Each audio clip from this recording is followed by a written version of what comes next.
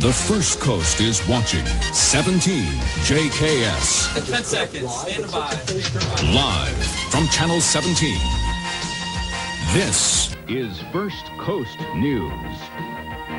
Good evening. Christie has the night off. The First Coast is bracing for Tropical Storm Andrew tonight. The storm is gaining strength and is expected to become a hurricane sometime tomorrow. Brad joins us now from his weather office. Brad, looks like Andrew is taking a turn for the worst. Yeah, it looks like Andrew is taking a turn towards Florida. Now let's take a look at the latest position. That's just in from the National Hurricane Center. If we can go to that graphic. Tropical Storm Andrew is located at 25.6 north by 66.5 west. That's about 850 miles southeast of Jacksonville. Its movement now to the west-northwest at 10. It has sped up just a little bit. Winds are up to 65 miles an hour, 10 more miles an hour, and Andrew will become a hurricane. Now, the projected path of this storm shows it just to be a beam of, well, let's call it Cape Canaveral by 6 o'clock on Monday. But a lot of things can change, and we think the area of concern across Florida now is basically going to be somewhere within that circle as this storm heads inland. Right now, it looks like it'll come a beam, well, right around Cape Canaveral. What that means is this storm is going to hit the east coast of Florida directly. It's not going to be like a David that's going to skirt up the coast. This one is going to hit head-on, and that means we'll catch the brunt of the winds and we'll catch a brunt of the storm surge. This is going to be a serious situation, and I must say that we're still several days out, actually a couple of days out, from knowing exactly where it's going to hit, so it's imperative that you keep your TV on this weekend and listen to First Coast News, because we will have the latest on this tropical storm, soon to be a hurricane. Glenn, Linda? Thanks, Brad. Now, if Andrew does become a threat to the First Coast, you'll definitely want to be prepared. Sharon Capone reports on what you'll need in case of an emergency. Are you ready for some wicked weather? Jacksonville has a history of getting some real bad scares. But if it's a serious impact and it's really going to hit and it's that serious, then you need to leave the beach. But if you're going to stay, there are some things you'll need to stock up on, like candles and matches in case the power goes out. And you'll need a battery-operated radio or TV so you can listen to the latest information. And don't forget about batteries. You'll need a supply that will last several days. Officials also suggest you stock up on canned goods. And don't forget the can opener. Several bottles of water should see you through the worst. And if you're on medication, make sure you have several days' supply on hand. You'll also want a crash kit of toiletries on hand. Now, if all this seems a little bit confusing, there's one place you can go for a list of do's and don'ts, and that's your phone book. If you look in the dark blue pages, page 10, you'll find hurricane information along with an evacuation map. You can also go to your local hardware store and ask for ideas. A lot of people that live here on the beach would probably like a lot of string to tie down their lawn furniture and everything, because there's not really too many places you can put stuff like that. While you're there, you may want to pick up an extra flashlight and a first aid kit. Those who have been through weather nightmares suggest you grab some cash now, before all the ATM machines stop working. And you'll want to fill up your gas tank before the pumps stop working too. And finally, don't forget about your feline. Animals tend to freak out in bad weather, so you may want to consider taking your pet to a shelter for temporary safekeeping. With photographer Mike Rue, Sharon Capone, 17, First Coast News. And Sharon tells us if you own a boat, your best bet is to get it out of the water. In other news tonight, it could have been a disastrous situation at a local business today. For a short while, the fire department thought it had a deadly cyanide fire on its hands. The fire broke out at the American Ceramics plant on the south side. First reports suggested that cyanide containers were exposed to the flames. The plant and several neighboring buildings were evacuated. Turns out only a plywood hood over a heater caught fire. The fire chief suspects the heater's wiring shorted out. Residents of a Northside housing project say the more answers they get, the more questions they have about their health. As Pete Christensen reports, Gulfbrook residents are upset over the latest conflicting report on whether they're living on a dangerous dump. It's very confusing. That's what it is. Very confusing because of the fact that we don't know. We're going by he say, they say. Now, it's easy to see why the residents are confused, because even the experts apparently can't get their facts straight. Now, it all started with a federal HUD report that said that this site is built on an old landfill. They say it's dangerous and contaminated. That's followed by a city report that says that this isn't built on a landfill, that it's safe. Now then, there's this report, the one that comes out today. It falls somewhere in the middle. It says that there is contamination here at Gulfbrook, but apparently not enough to worry about. Nonetheless, it calls for additional testing. Confused yet? Just be glad you don't live here. Yes, I get tired of hearing one thing, then next thing you know, it'll be another damn few weeks later, it'll be something different. They're talking about it again. There are few residents left at Gulfbrook. Most of those who do remain say they want to move soon. They are tired of not getting answers to questions about their health and their children's. That's the scariest part right there. Diane Johnson says she turns on the TV to learn the latest about the dangers in her own neighborhood. It's like, well, what is they going to tell us today? You know what I'm saying? When I sit down in front of the TV and watch the news, what is they going to tell us today? It's really bad because everything we learn it from y'all. We're not hearing nothing coming out that office up there. And what do local HUD officials have to say? Well, not much.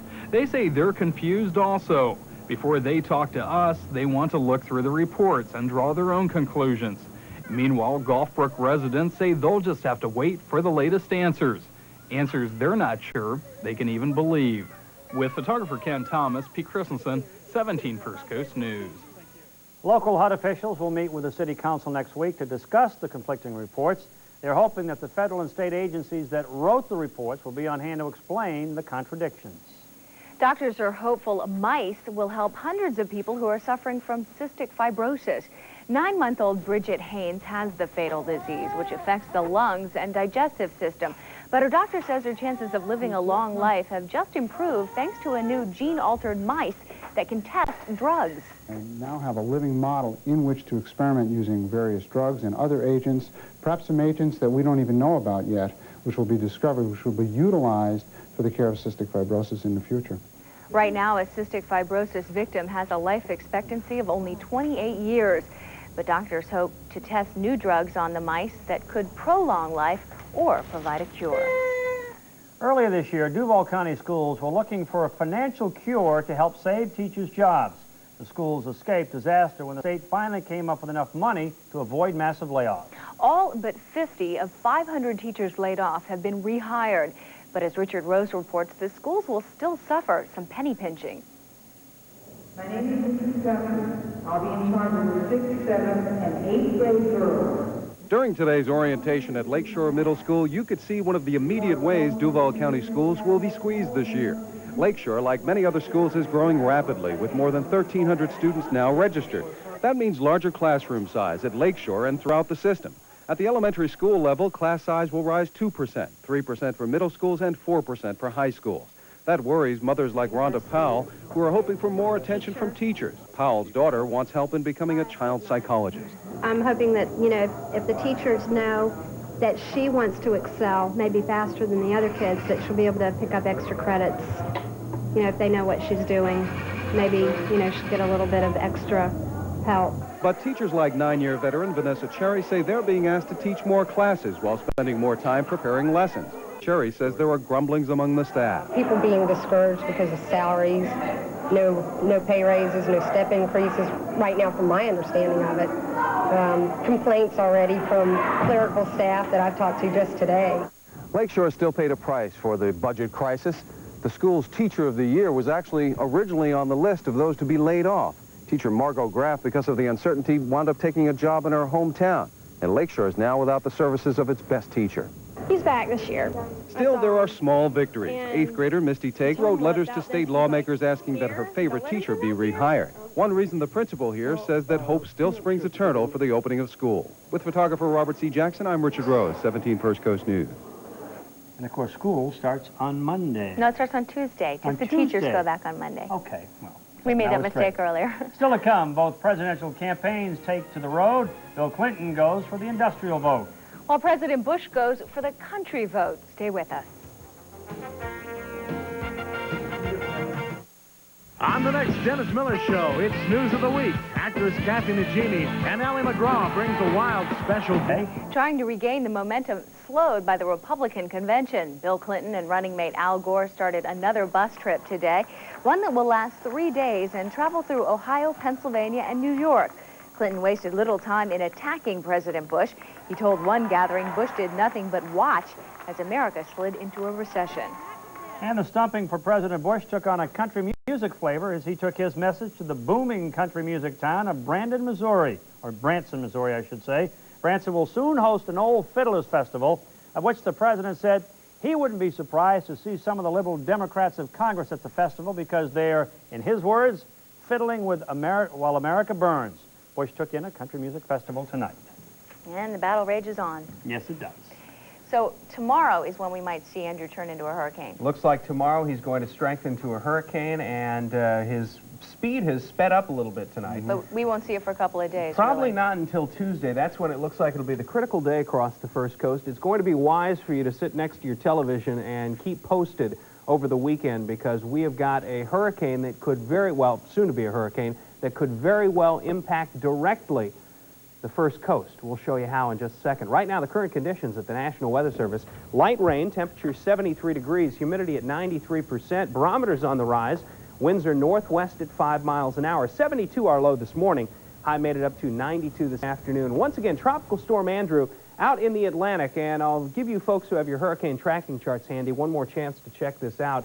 25.6 north, 66.5 west. That's about 850 miles southeast of Jacksonville. Winds at 65 miles an hour. Now, its motion will take its path about a beam of Cape Canaveral by 6 o'clock on Monday. What this means is there's nothing. Well, the storm will turn basically to the west and impact Florida directly. Right now, there is nothing to the north or to the south that's going to make this hurricane turn in any direction. Right now, if it does make a turn, it'll be directly west and impact, as I said, Florida directly. It's going to be very important in the next couple of days for you to watch your TV to keep posted on this storm. Again, Tuesday looks like the critical day for the eastern coast of Florida. Well, right now, the eastern coast of Florida is getting wet. None of this has to do with Andrew. As we speak, all this rain is moving up to the north at about 10 miles an hour. Orange Park picked up about 1.5 inches, about 1/2 inch at the airport. Same amount coming in at Venetia. So everybody got a good soaking today. The rain will be ending in the next couple of hours. Look for some fog late tonight. Lows 71 to 75 degrees. Now on the weather map for tomorrow, not really much of a change. In fact, we're looking for a lot of moisture over the southeastern United States,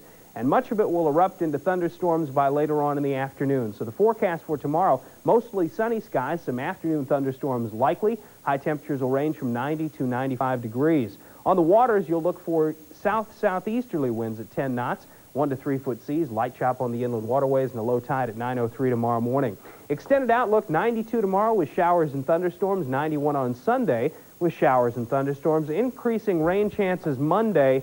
And we're going to have to keep our eyes open. That tropical storm, which is soon to turn into a hurricane, could be affecting us late Monday through Tuesday. Let's recap the forecast for tonight. Some fog late, 73 for a low. Afternoon thunderstorms tomorrow, high of 92. And if you don't happen to be near a television tomorrow, call the Hurricane Hotline. That's City Hotline, 641-1717, Category 1701. We're keeping that updated up to the minute as we get the updates from the National Hurricane Center, and it's got a couple of tips on there, and we'll let you know the latest. You know, you can't help but wonder how the folks in Charleston are feeling tonight. They've got to be nervous. Yeah, they had an earthquake today, and now they've got a hurricane that could come close to them, or a tropical storm which is going to turn into a hurricane come close to them. Shaking in their boots, I guess, is a bad way to put it, but I'm sure they're a little bit leery. Hopefully it'll be nothing like Hugo. Right. Let's hope not. Still to come tonight on 17 First Coast News, does big glory at sports also mean a big risk of injury? We'll show you a new study that says it may for women. And speaking of injuries, they're cropping up at FSU. Not a good day for the Baker boys. That story's next. Rip it.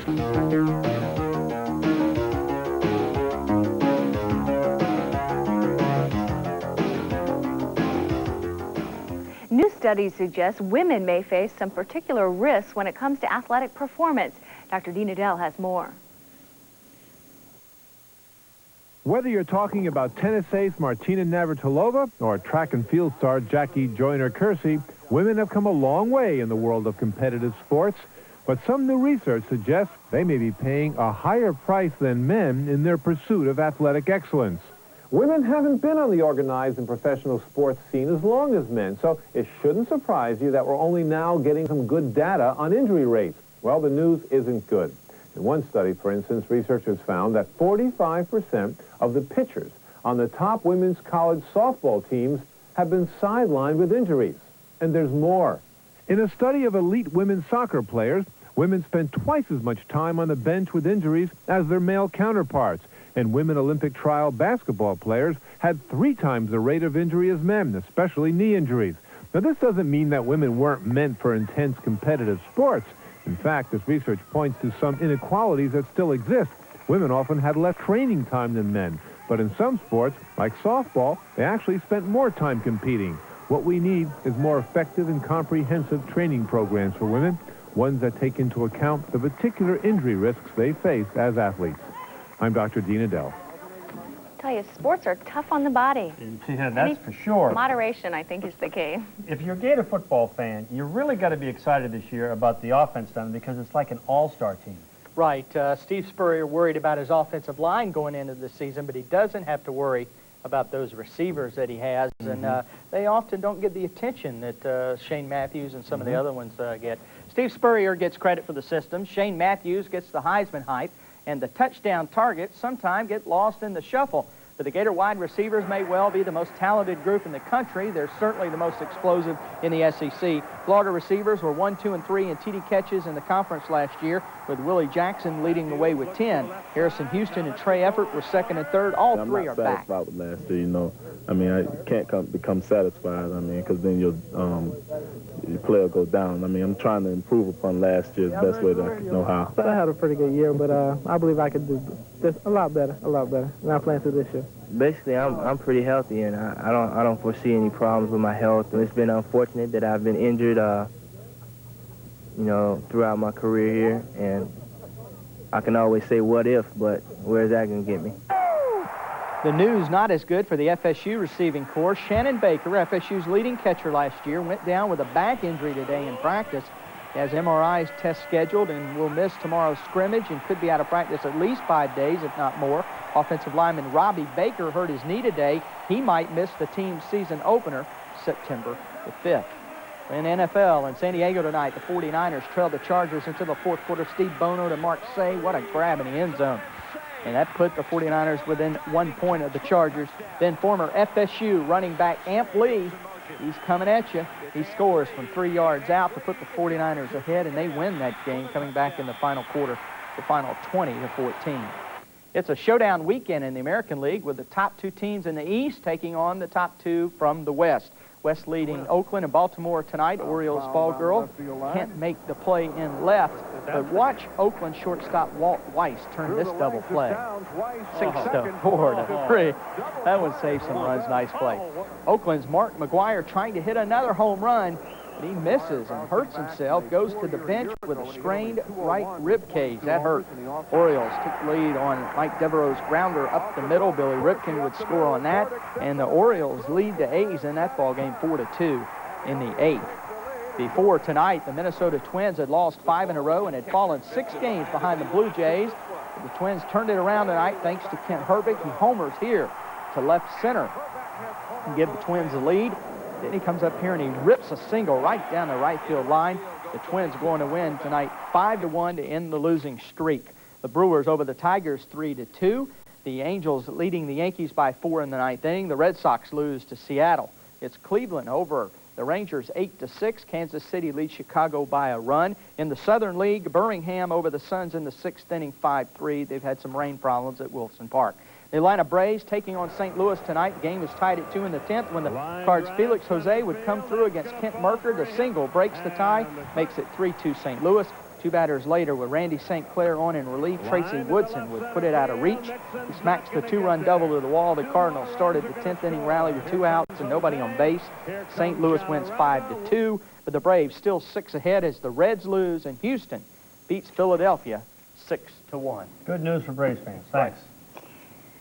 Well, you may have heard the story of the Wiener Man, a New Yorker who attributes his long life to a strict diet of hot dogs and bologna, if you can believe that. Charlie Kazan's story was featured on a New York TV station not too long ago. And ever since the story aired, Kazan's felt like a top dog. You see, Kazan's niece, who for years had thought her uncle was dead, was watching TV that day. I happened to see it on the news, and I just came out of the kitchen and stopped dead in my tracks. I says, oh my God, it's Uncle Charlie. And it was. The family quickly arranged a special reunion this week, and for the first time in 24 years, Kazan was reunited with his sister And now the Wiener Man and his sister are both relishing the moment. Oh, we'll be right back. Zero cash, zero cash down. And only $129 a month at Bud Hutchins Pontiac. Frog jumping? Well, after today, several parents can. These kids leaped at the chance to take part in a promotion kicking off the new movie Freddy as FR07. Kids were also challenged to a frog croaking contest.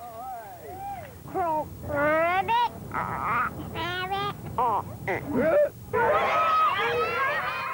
I guess the whole experience could be described as riveting. Ribbit. They're good. They're pretty good on it, aren't they, huh? They were good. Well, as you know... Yes? Y'all clever tonight. Oh, I thought you were going to rivet for us, huh? That was really Mike Lyons over there. I'm telling you. All summer long, the DOT has been blowing up the old Acosta Bridge. Now, there have been 25 explosions in all. We thought we'd leave you tonight, starting your weekend in an explosive way. Good night.